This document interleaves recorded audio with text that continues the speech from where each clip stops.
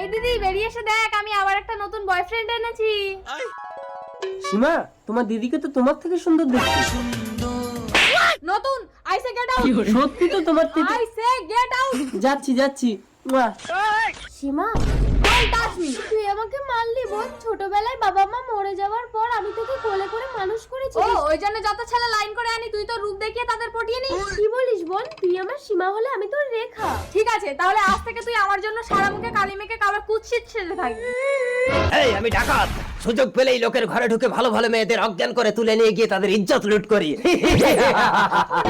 তুমি আমার বোনকে ছেড়ে দাও, তুমি আমাকে তুলে নিয়ে যাও। না, আমি কালো কুৎসিত মেয়েদের পছন্দ করি না। দিদি, আমার সব শেষ। তোর কিচ্ছু হয়নি সীমা।